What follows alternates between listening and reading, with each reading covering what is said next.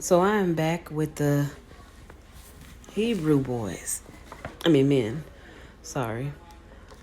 So after we talked about the statue that Nebuchadnezzar had, the dream that he had, what is so crazy is that after that dream, it's almost as if Nebuchadnezzar did not listen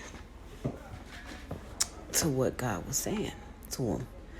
Nebuchadnezzar, the king, made an image of gold. An image out of gold. Now, we can go back to Genesis. So anyway, it's just like in Exodus 32, chapter 1, all the way to, chapter 32, verse 1, all the way to,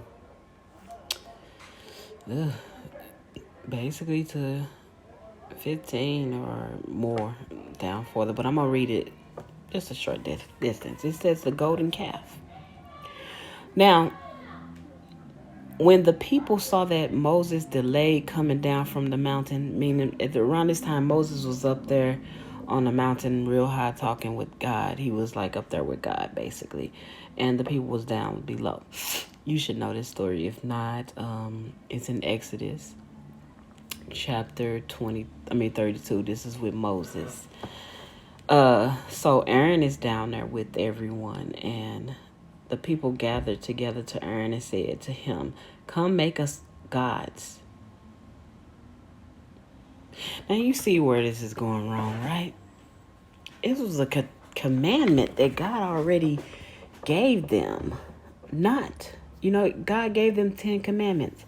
As a matter of fact, he gave them the 10 commandments in chapter Exodus, chapter 20, verse 1 to, we'll say 4 for right now. And it says, "And God spoke all these words, saying, I am the Lord your God, who brought you out of the land of Egypt, out of the house of bondage. You shall have no other God before me. You shall not make for yourself a carved image, any likeness of anything that is in the heaven above, or that is the earth beneath, or that is in the waters under the earth. You shall not bow down to them nor serve them, for I, the Lord your God, am a jealous God." Plain and simple. Plain and simple. Come. He gave it to them plain and simple. Come on. So why on earth would they go to Aaron and ask Aaron to make them a gods? So let's go back to it.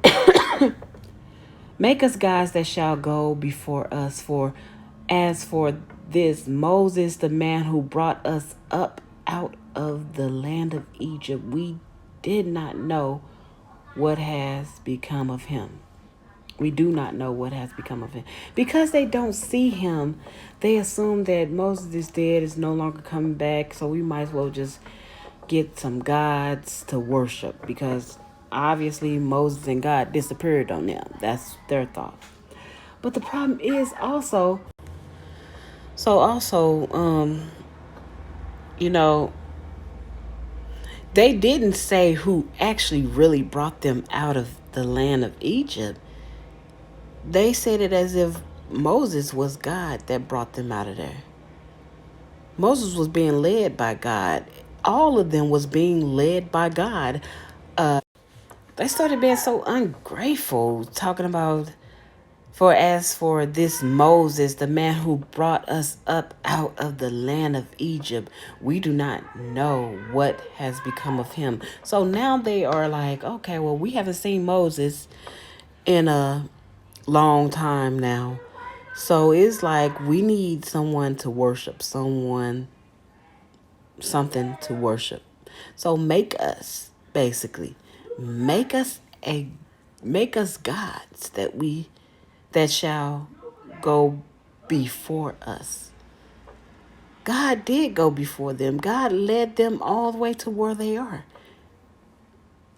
So, and Aaron said to them, break off the golden earrings which are in the ears of your wives, your sons, and your daughters, and bring them to me. Aaron, it's like you know better than this. You do. But yet, you choosing to listen to these people for what? You're afraid to be stoned to death? A multitude against one person? But you got a God that will take care of you, that will protect you from anything. That can kill them with just who knows? God could just say it. Not even say it, just blink, just do this. I don't know. All of them could have been dead with just that. But here it is, you just decided, let me listen to the people, gather all their goats, melt it down, and make a calf. A golden calf. I mean, what was he thinking? He knew better. So it brings me back to Daniel. I'm sorry. It brings me back to Daniel 3, chapter 3. This king knows about this dream. The dream that Daniel broke down to him, telling him that God is that rock that is going to bring all them kingdoms down, basically. Let's try to go back to that. Back in Daniel's 2, we're going to go back to Daniel's chapter 2. Chapter 2. And we're going to go back to the part about the rock and the iron and clay part. Well, the iron, clay, the bronze, the silver, and the gold. How they were crushed together and became like chaff from the summer threshing floor. So basically, chaff is loose outer covering on wheat and other grains that must be separated in the threshing and winnowing process of harvesting grain. In the Bible times, grain was threshed or trampled, crushed, and beaten on outdoors, separated out of the parts of the grain. So basically, the wind carries them away so that no trace of them was found. And the stone that struck the image becomes a great mountain and filled the whole world. So basically, the kingdoms are the gold head, the iron, the gold head, the silver shoulders and bellies and arm, the bronze. Oh, hold on.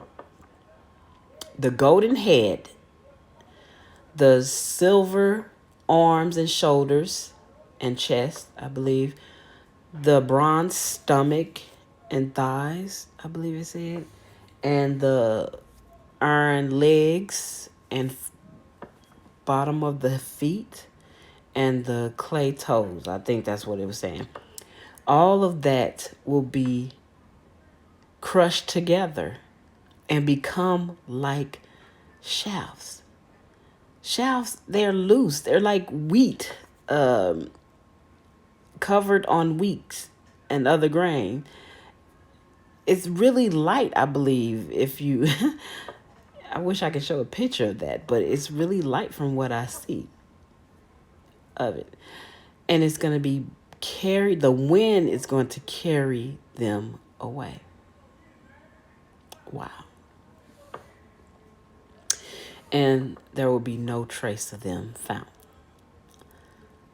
And the stone that strikes the image becomes a great mountain, fill the whole earth.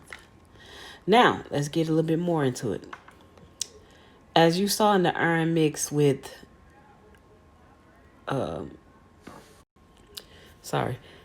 mixed with ceramic clay, they will mingle with the seeds of men, but they will not adhere to one another.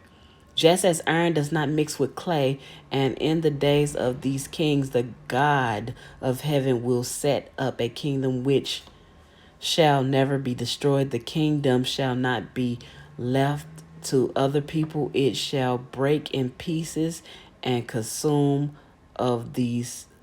It shall break in pieces and consume all these kingdoms, and it shall stand forever. Basically, God's kingdom is going to become greater and fill the whole earth, and it will stand forever.